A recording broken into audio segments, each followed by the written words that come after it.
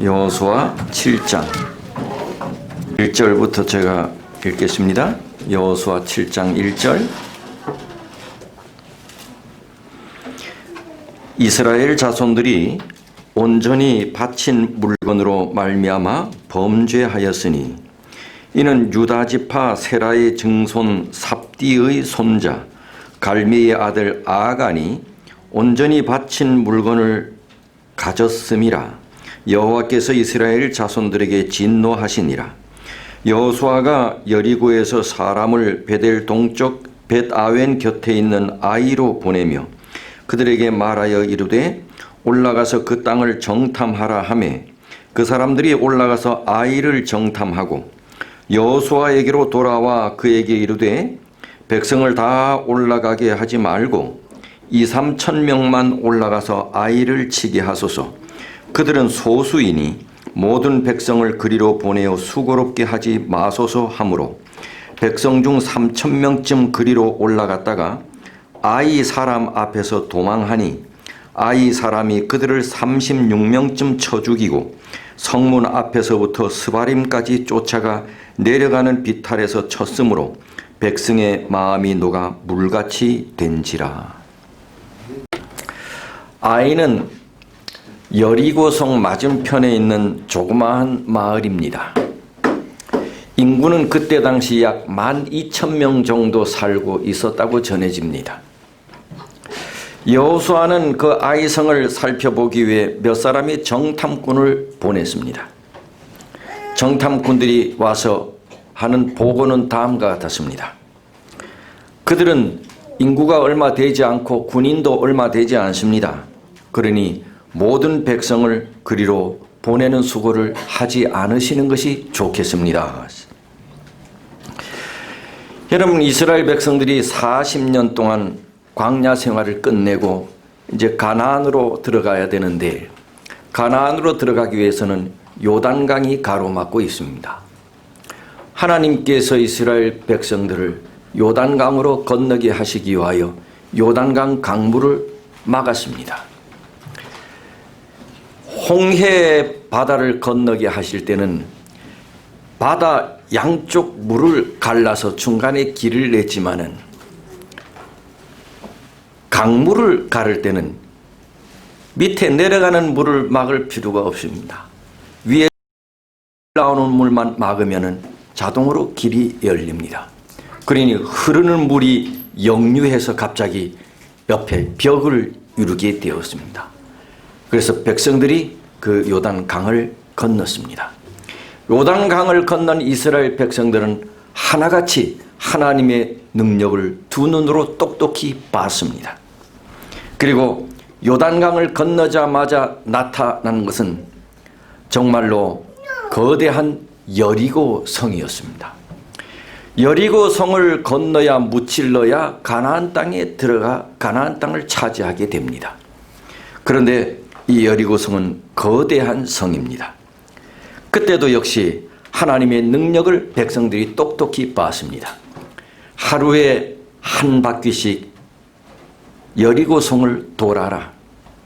그리고 마지막 날에는 몇 바퀴를 돌아라? 7바퀴를 돌아라. 하나님의 말씀 그대로 했습니다. 그들이 전쟁 무기가 괜찮은 것이 아니었고요. 잘 훈련된 병사들이 있는 것도 아니었고요. 하나님의 말씀 그대로 했습니다. 마지막 7바퀴를 도는 이후에 여리고성이 그야말로 정말 생각지 못한 방법으로 하나님의 능력으로 여리고성이 무너지고 여리고성을 점령했습니다. 그들은 똑똑히 자기의 두 눈으로 하나님의 능력이라고 하는 사실을 보았고 확신했습니다. 요단강을 육지같이 건너고 불가능해 보였던 거대한 여리고성을 무너뜨리고 나서 여세를 모아 아이성 공략에 나섰는데 결과는 예상외로 참패였습니다. 거대한 여리고성에 비해서 곁에 있는 아이성은 이름 그대로 작은 아이와 같이 조그만 성이었기에 백성들에게는 참패라고 하는 것은 매우 충격적인 일이었거든요. 3천 명이 그 도시를 공격하게 됐는데 그때 갑자기 아이성 주민들이 튀어나왔습니다. 그러자 이스라엘 3천 명은 놀란 토끼 모양으로 언덕을 급히 내려왔습니다. 그리하여 36명의 사람들이 전사했습니다. 왜 대피했을까? 거대한 여리고 성도 점령한 이스라엘 백성이 조그만 아이와 같은 아이성에 참패를 당하다니 왜 대피했을까?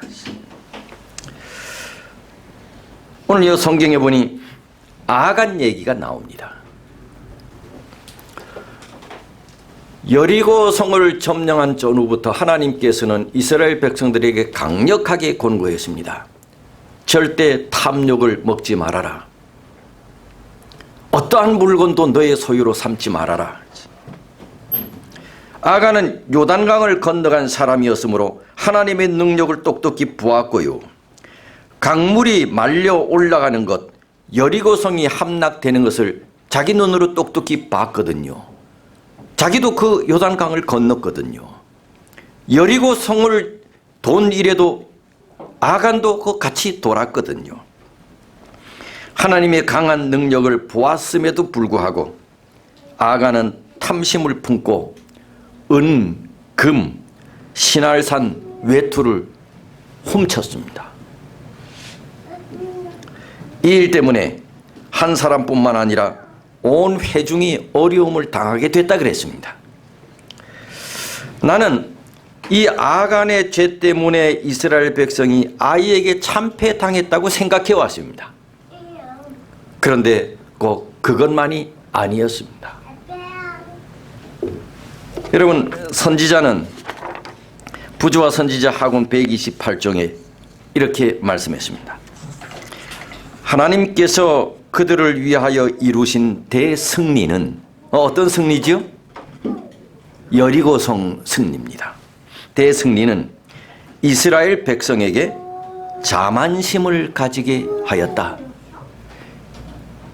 여리고성의 싸움에서 승리한 이후 이스라엘 백성들이 뭐를 가지게 됐대요? 자만심을 가지게 됐대요. 하나님께서 가나안 땅을 그들에게 허락하셨으므로 그들은 안심하였고 하나님의 도우심만이 그들에게 성공을 줄 수 있다는 사실을 또 잊어버렸다. 여리고성을 점령함으로 하나님의 능력만이 우리가 승리할 수 있다고 하는 사실을 그들이 깨달았음에도 불구하고 금방 또 뭐 했대요? 잊어버렸다. 여호수아까지도, 이 목사님까지도, 여호수아까지도 하나님의 뜻을 묻지 않고 아이성을 정복할 계획을 세웠다. 그러니 여리고성을 점령할 때는 여호수아가 어떻게 했다는 거지요? 하나님께 묻고 도움을 요청하고. 그런데 아이성을 점령할 때는 그렇게 하지 않았대. 누구까지도? 여호수아 목사님까지도, 여호수아까지도 그렇게 하지 않았대. 이게 참패 원인이라는 것입니다. 즉 자만하고 교만하고 자신감이 넘쳤다는 거죠. 그래도 생각해 보면 그럴 수가 있습니다. 여리고성을 점령했는데 옆에 조그만 아이성쯤은 그러면서 기도를 안 했다는 것입니다. 그리고 늘 어떤 일이 있을 때 지도자는 하나님께 물어봤습니다. 하나님, 이 성을 공략해도 되겠습니까? 이 성을 공략할까요? 늘 하나님께 물어봤습니다. 그런데 이 아이성을 공략할 때는 하나님께 물어보지도 않았다는 것입니다. 여리고성 점령했는데 아이성 점령하는 것까지 하나님께 물어보고 도움을 요청할 필요가 있겠나? 이렇게 생각했던 것이죠. 이번에는 여호와 하나님의 도우심을 구하지 않았다. 도와달라고도 하지 않았다. 하나님께 물어보지도 않았다. 기도하지도 않았다. 여리고성 앞에서는 그러지 않았는데 철저하게 순종하고 간구했는데, 그래서 여호수아는 3,000명을 뽑아서 보내고 자신은 전처럼 진영을 떠나 주님께 능력을 간구하지도 않았지. 여호수아는 자기 자신을 의지했고 군인들도 자기들을 의지했고, 그러니 어떻게 보면 지도자들 때문에 진 거야.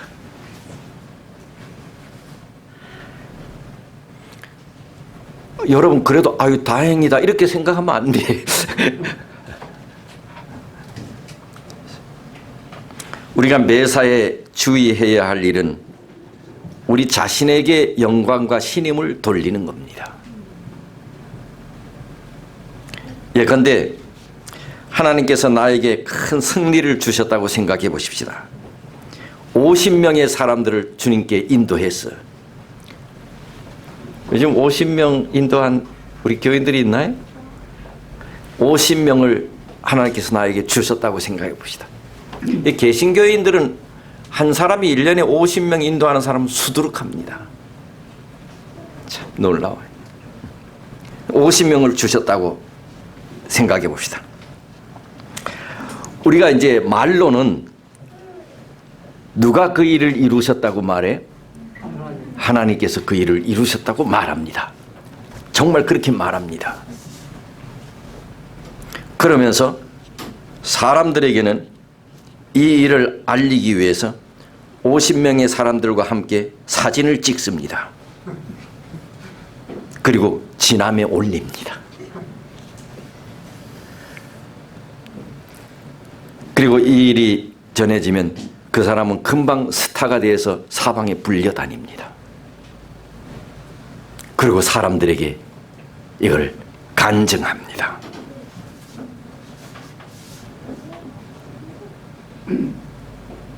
말로는 하나님이 나에게 주셨다고 합니다. 간증을 들어보면 자기 자랑입니다. 그리고 듣는 사람들이 여호와 하나님을 찬양하기보다는 그 사람을 우러러 봅니다.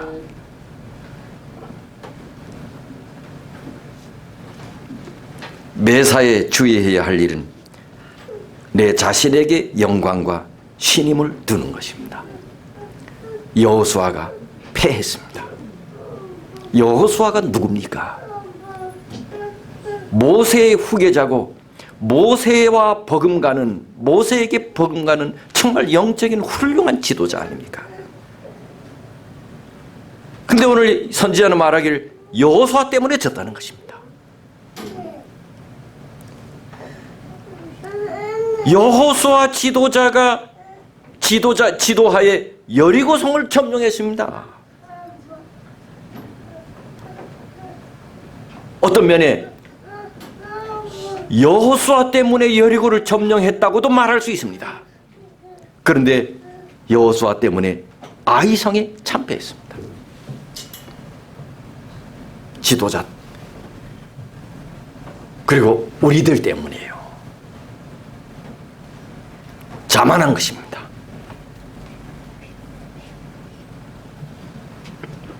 사람들에게 보이려고 하는 일은 오랫도록 성공하게 하지는 못할 것이다.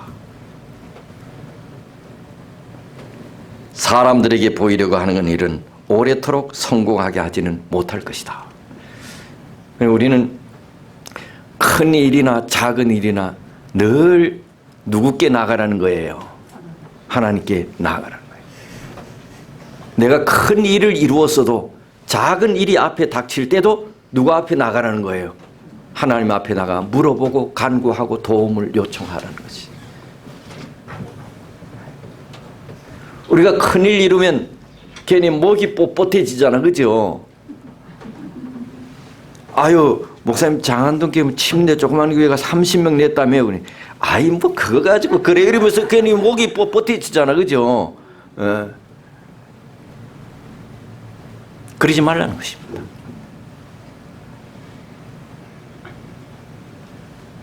자신에게 영광과 신임을 두는 것은 위험한 일이다. 자그마한 일이라도 하나님의 도움을 구하고 하나님께 여쭤보고 주님께 나아가라. 그래서 참패했다는 거예요. 그렇게 하지 않아서 참패했대.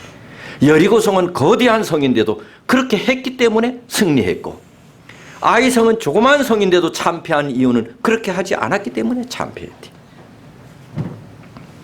그런데 또 다른 흥미로운 일이 이 이야기에 게재됩니다. 여리고 점령 후에 하나님께서는 사람들에게 어떤 것도 그 성에서 취하지 말라 그랬습니다. 하나님의 능력으로만 승리를 얻었다. 이스라엘 백성들이 자기들 힘으로 승리를 쟁취하지 않았다. 이 사실을 알게 하도록 어떤 노획물도 취하지 말라. 그런데 한 사람이 이 명령을 어겼습니다. 그 사람이 누구래요? 아간입니다. 아간, 간땡이가 번 사람입니다. 아간입니다. 따라서 이를 제거하기 전에는 승리하지 못할 것이라고 알려줬습니다. 여호수아가 즉시 총회를 소집했습니다. 우리 중에 이러이러한 사람이 있는 걸 내가 안다. 속히 나와 이실 직고해라. 분위기가 심상치 않습니다. 이쯤 되면 아간이 빨리 눈치채고 나와야지요. 그런데 버팁니다.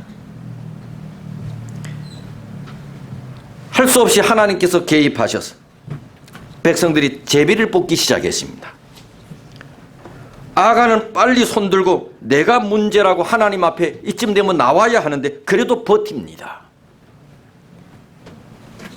제비를 뽑았습니다.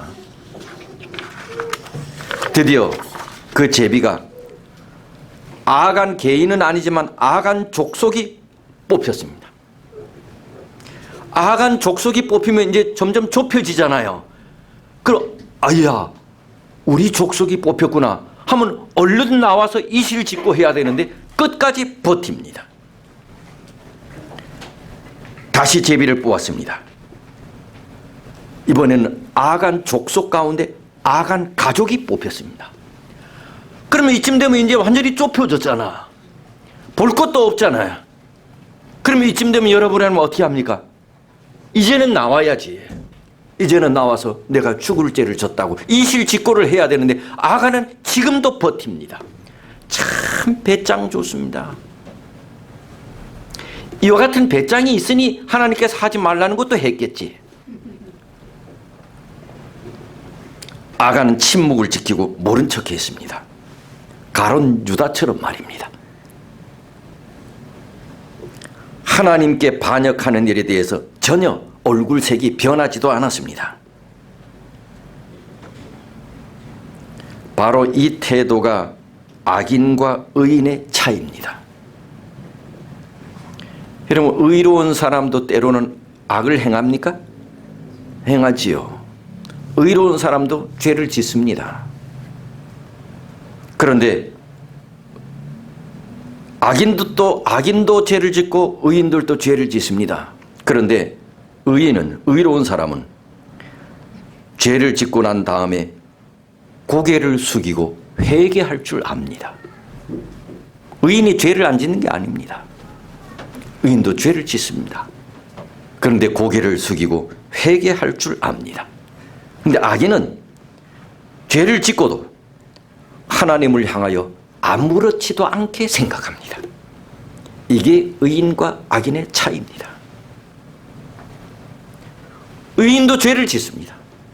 악인도 죄를 지어요.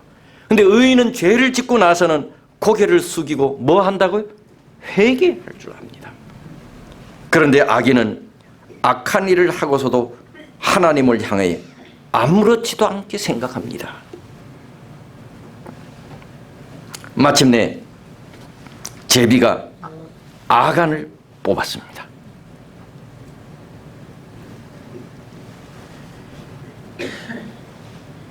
그러자 여호수아가 아간에게 무슨 짓을 했는지 이실을 짓고 하십시오. 그 제사 말합니다. 내가 금과 은과 신할산 외투 한 벌을 보고 탐이 나서 내가 그걸 가져왔습니다. 진작 이렇게 이실직고 했으면 얼마나 좋았을까.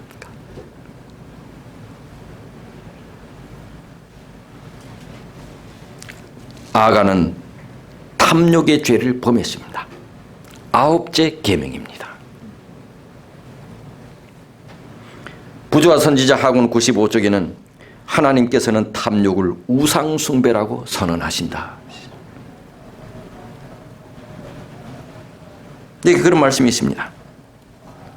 이 탐욕이란 악은 교회 안에서도 존재한다. 교회 안에 누구라는 얘기예요? 교회 안에 누가 있어요? 교인이지요, 뭐. 교회 안에서도 존재한다. 자선사업의 태만과 11조와 헌물을 바치는 일에 있어서 하나님의 소유를 도적질하는 일을 얼마나 쉽게 볼 수 있는가? 탐욕의 죄라는 것입니다. 이 아간과 같은 죄라는 것입니다. 탐욕. 선량하고 교회에 잘 다니는 교인들 중에 슬프게도 많은 아간들이 있다. 정기적으로 교회에 나와 주의 식탁에 앉으나 저희 재산 중에 불법적으로 취한 것, 즉 하나님께서 저주하신 물건을 감추어둔 자들이 많다. 많은 군중들은 신할산의 아름다운 외투를 위하여 양심의 호소와 천국의 소망을 희생한다. 가난한 자의 고통스러운 부르짖음도 무시된다. 사람이 어찌 하나님의 것을 도적질하겠느냐? 그러나 너희는 나의 것을 도적질하였다고 여호와께서 말씀하였다. 그러니 아간이 지은 죄가 탐욕의 죄인데, 이 아간이 지은 탐욕의 죄는 오늘날 교회 안에서도 많은 아간들이 있다. 탐욕. 교회가 가장 무서워해야 할 영향은 공공연한 반대자나 신앙심이 없는 자나 하나님을 모독하는 자들의 영향이 아니고 언행이 일치하지 않는 공언하는 그리스도인들의 영향이다. 이들은 이스라엘의 하나님의 축복을 억제하고 당신의 백성들을 약하게 하는 자들이다. 뭐 우리가 이거는 오랫동안 말씀을 많이 들어서 너무 익히 압니다. 11조와 헌물, 하나님의 것을 도적질하는 것이다. 이거는 큰 탐욕이다. 이건 많이 우리가 들었어요. 참 그래도 감사한 것은 우리가 이 코로나 전염병으로 1년에 교회를 나온 날 수보다 안 나온 날이 훨씬 많습니다. 그래서 가장 걱정한 것은 정말 11조와 헌물이었습니다. 교인들이 교회를 안 나온 날이 더 많은데 11조와 헌물, 그러면 목사들은 어떻게 해야 되나? 그래서 우리 합회 같은 경우는 일찍이 감봉했습니다. 제일 처음으로. 그리고 지도자들이 아주 고심했습니다. 이 목회자를 60, 70년대처럼 잘라야 되냐. 근데 사실 우리 교단보다 더 걱정하는 교단은 개신교입니다. 그런데 참 감사한 것은요, 후에 몇 달이 지나고 거의 1년이 이렇게 지나고 하는데 교회를 안 나오는 그런 날이 더 많음에도 불구하고 사실 11조 감수가 그렇게 많지 않은 거예요. 너무 감사한 일이에요. 저는 나름대로 그 이유를 분석합니다. 제가 분석한 나름대로 분석은요, 우리 재림교회 요즘 구도자들이 별로 없습니다. 구도자들이 없다는 얘기는 초신자들이 별로 없다는 얘기입니다. 그리고 대부분의 교회 가면 젊은 사람들보다 연세 드신 분들이 많습니다. 이런 분들은 죽으나 사나 뭐에는 철두철미합니까?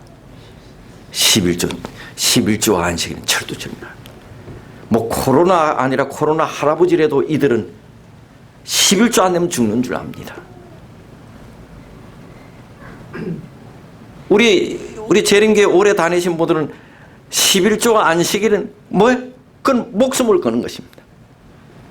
그러니 교회를 안 나온 날이 많아도 우리가 그렇게 염려했던 것보다는 재정 상황이 아주 심각하게 어려움이 없다고 하는 것에 대해서 상당히 감사한 일입니다.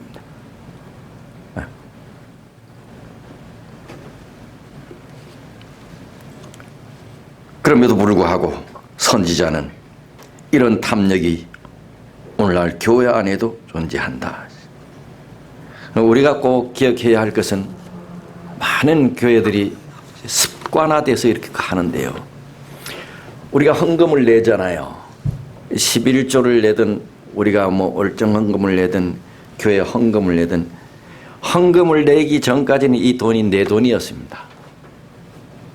헌금을 딱 내면 그 순간부터 이 돈은 내 돈이 아닌 것입니다. 이 돈이 재무 돈인가요? 아닙니다. 이 돈이 목사 돈인가요? 아닙니다. 이 돈 누구 돈이에요? 하나님 돈입니다. 이걸 꼭 명심해야 합니다. 이 하나님 돈을 막 쓰면 안 됩니다. 근데 많은 요즘엔 내가 헌금을 내놓고 이 하나님 돈 가지고 자기들이 내놓고 자기들이 많이 써. 하나님 돈을 가지고 자기들 먹는데 막 써.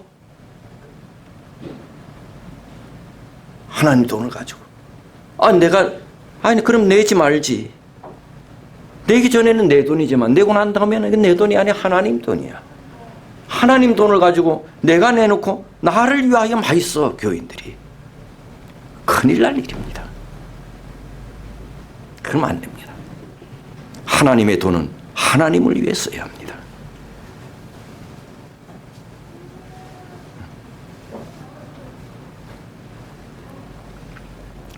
뭐 때에 따라서는 그런 일이 있을 수 있어요. 우리 사고가 바뀌어야 돼. 교회에서 하는 일이라든가. 근데 이것이 정말 이 돈이 이렇게 하나님의 돈이 이렇게 쓰여져도 되나 생각해 볼 필요가 있어.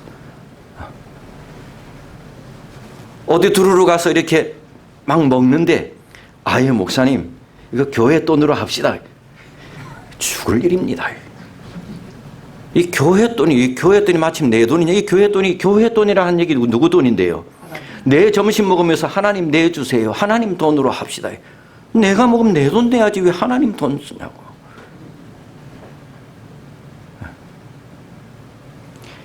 이런 것이 많이 희미해졌어요. 우리가 얼마 전만 해도요. 뭐 사경이나 전도에 강사 오면 강사 대접 누가 했나요? 예? 교인들이 돌아가면서 했어. 주로 이제 큰 교회는 장로님들이 아마 하루씩 돌아가고 하고 또 조그만 교회는 교인들이 집사님들이 돌아가면서 하거나 아니면 구역반별로 이렇게 나눠서 하고. 요즘 그렇게 안 하잖아요. 예? 그럼 내가 장안동교를 두고 하는 얘기가 아니야. 그러니 그렇게 하다가 그게 어떻게 바뀌었냐. 요즘 뭐 이렇게 자기 집에 모시가서 대접하고 이런 걸 안 하고 그 다음에 어떻게 되냐. 교회 돈으로 하게 됐습니다. 그거 난 괜찮다고 생각합니다. 그게 뭐 나쁘다고 생각해요. 왜? 내 먹자고 하는 것이 아니고 강사를 대접하는 것이니까 뭐 교회 돈을 그때 쓸 수 있다고 생각해.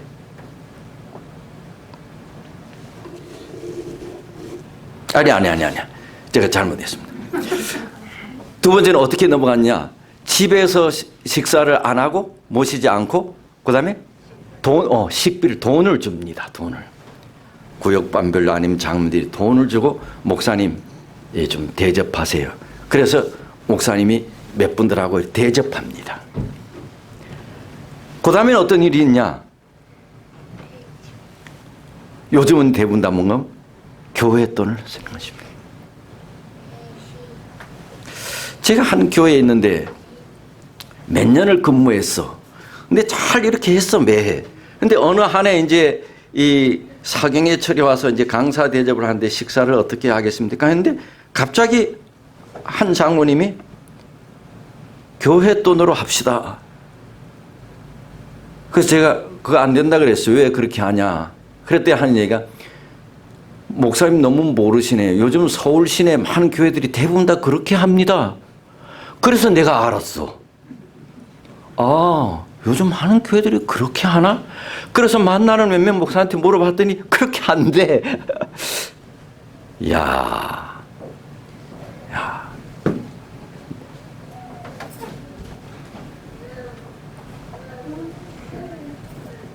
점점 우리의 헌신과 손님 대접 이런 게 약해져.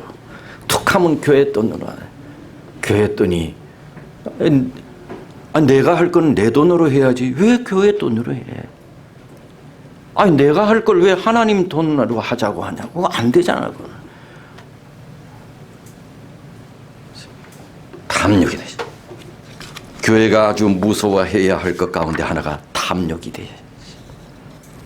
부조와 선지자 하공 96쪽에는 교회가 난관에 처하고 냉담과 영적 타락에 빠져서 하나님의 원수들에게 승리의 계가를 부를 기회를 제공하고 있을 때 무릎을 꿇고 그들이 불행한 상태를 슬퍼하는 대신에 교회들로 하여금 진영 중에 아간과 같은 자가 있는지 조사하게 하라.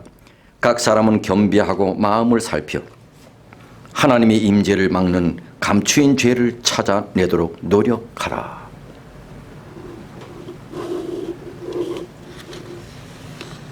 여러분 이제 예를 들면 우리가 한 구도자가 나왔다.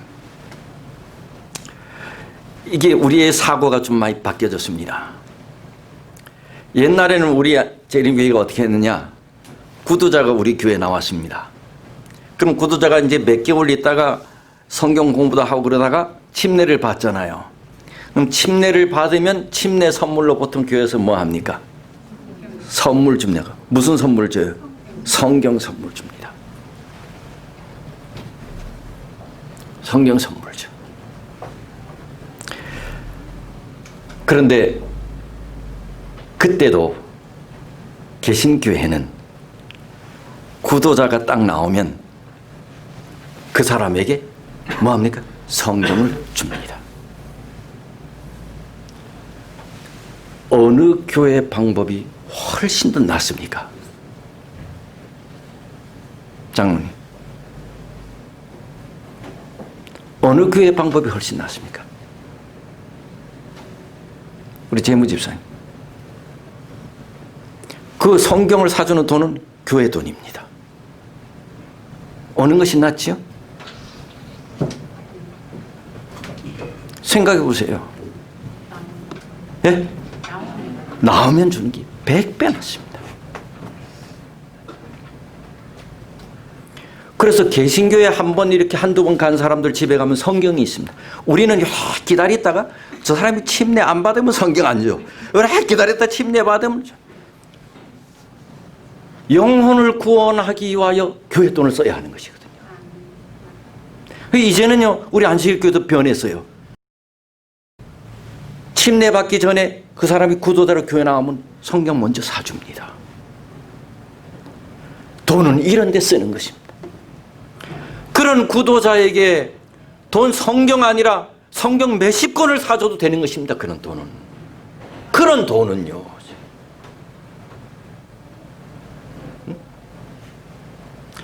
근데 우리 교인들이 한 10명 식당에 가서 밥 먹으면 10만 원 나옵니다. 구도자 한 사람에게 성경 한 권 사는데 3만 원이면 됩니다. 어떻게 돈을 쓰는 거예요? 10만 원을 우리 교인들이 하나님의 돈을 10만 원을 밥 먹는 데 써. 그 10만 원을 구도자에게 주는 게 어떤 것이 하나님의 돈을 올바르게 쓰는 겁니까? 그 구도자에게 10만 원을 줘봐. 성경도 사주고 그 구도자에게 밥도 한 끼 사주고 찬미도 사주고 뭐도 사주고 한 영혼 구원하는 게 우리 교인들 50명이 밥 한 끼 먹는 것보다 더 중요하다니요. 그런데 돈을 쓰는 것입니다. 그래서 요즘은 구도자 나오면 먼저 성경 사줘. 그것이 훨씬 더 효력이 있는 거죠. 요래 봤다 침례 이렇게 안 받고 안 나오면 아유 성경 안 사주기 잘했다. 이게 뭐 잘하긴 뭘 잘해. 그건 잘하는 게 아닌 것입니다. 아직도 우리는 신할산 외투가 아름답게 보이는가? 사도 바울은 회개한 후에 신할산 외투가 멀어 보였대. 배설물로 보였대. 영의 세계를 경험한 후 세상의 것들이 다 하찮게 보였대. 여호수아는 이렇게 말할 수 있었습니다. 우리가 아이성에 참패를 당했습니다. 부끄러운 일입니다. 지도자들을 모아서 올바른 계획을 다시 세웁시다. 이번에는 3,000명이 아니라 4,000명을 보내야 하겠습니다. 작전 계획을 다시 세웁시다. 이렇게 할 수 있었어요. 그런데 여호수아는 그렇게 하지 않았어요. 6절에 보면 얼굴을 땅에 대고 여호와 앞에 엎드렸다. 그리고 자신에게 있는 문제를 깨닫고 자기 스스로의 힘을 의지하였던 것을 심히 후회했다. 머리를 땅에 대고 여호와 앞에 엎드렸대. 그럼 뭔 얘기입니까? 뭐 했다는 거예요? 기도했다는. 이제사 하나님 앞에 기도했대. 진정했어야 되는데 이제사 하나님 앞에 머리를 숙이고 기도했대. 하나님 잘못했어요. 나 때문에 졌어요. 그리고 하나님 앞에 물었대. 여기에서 아간과 여호수아가 다른 점이 있습니다. 여호수아도 잘못했습니다. 아간도 잘못했습니다. 여호수아는 자기 스스로를 의지함으로 하나님을 의지하지 않으므로 문제가 생겼다는 것을 깨닫게 됐을 때 그는 회개로 몸을 낮추고 하나님께 부르짖었다는 것이지요. 그런데 아간은 끝까지 버텼다는 것입니다. 마침내 제비가 아간을 가리키자 여호수아는 고백하기를 요구했습니다. 그러자 내가 금과 은과 신할산 외투 한 벌을 훔쳤다고. 그런데 때는 늦었습니다. 그리고 어쩔 수 없는 상황 때문에 고백했습니다. 이거는 회개가 아니었습니다. 다 알려진 후에 그 사실을 인정하는 것과 자기 자신과 하나님만이 알고 있는 죄를 자복하는 것과는 엄청난 차이가 있다. 부조와 선지자 97쪽에 아간은 가족들과 함께 심판을 받게 되었습니다. 저는 이제 이쯤에서 한 가지만 더 이제 말씀을 드리면, 마음이 넓으신 하나님, 아이성에 이 참패했을 때 하나님께서 그 싸움에 개입하지 않았잖아요. 요것들 봐라, 잘해봐라. 그래서 이스라엘 참패했잖아요. 근데 하나님께서 그렇게 당신 없이 사는 이스라엘 백성에게도 저 여호수아와 그 지도자들이 다시 하나님 앞에 나와 무릎을 꿇고 하나님 잘못했다고, 하나님 잘못했다고 그랬더니 하나님께서 원수에게 실패를 당하였을지라도 하나님께서는 이스라엘을 다시 받아줬다는 거야. 그리고 그 다음 아이성의 전투에서는 대성을 거두었다는 거지. 우리가 다시 일어나 그분께 나가기만 하면 하나님께서는 없었던 일로 우리를 받아주신다는 것이야. 예? 만약 아이성의 참패가 없었던 것 같이 하나님께서는 그 싸움에 개입하셔서 아이성과의 싸움에서 대승을 거두게 하셨다는 것이야. 우리가 실수하고 잘못하고 악을 저질렀어도 하나님 앞에 나아가 무릎을 꿇기만 하면 하나님께서는 마치 없었던 일처럼 우리를 받아주신다는 것이야. 우리 하나님은 언제나 우리를 위해 오래 참으시는 참 좋으신 하나님이시. 참 좋으신 하나님. 말씀을 마치겠습니다. 하나님, 이 시간 우리에게 말씀 주셔서 감사합니다. 아무리 거대한 여리고성이나 골리앗이 우리 앞에 놓여 있을지라도 우리가 하나님 앞에 나가 탄원하고 머리 숙이고 무릎 꿇고 주님의 도움을 구하고 하면 거대한 여리고성이나 골리앗도 우리 앞에서 무너질 수 있지만 하찮은 것도 우리 자신을 의지하여 교만함과 자만심을 가지고 주님께 묻지도 않고 주의 도움을 요구하지도 않고 내 힘으로 하려고 할 때는 여지없이 무너진다고 하는 사실을 오늘 말씀을 통해서 우리에게 말씀해 주셔서 감사합니다. 우리가 사는 날 동안에 크고 작은 일들이 우리 앞에 많이 있습니다. 하나님, 어떠한 일이 있을 때라도 늘 예수님 앞에 나가게 하시고 주님께 물어보게 하시고 주님의 도움을 구하게 하셔서 모든 일을 주님과 함께하는 그런 삶이 오늘 여기 머리 숙인 우리 모두의 삶이 되도록 하나님 그렇게 도와주시옵소서.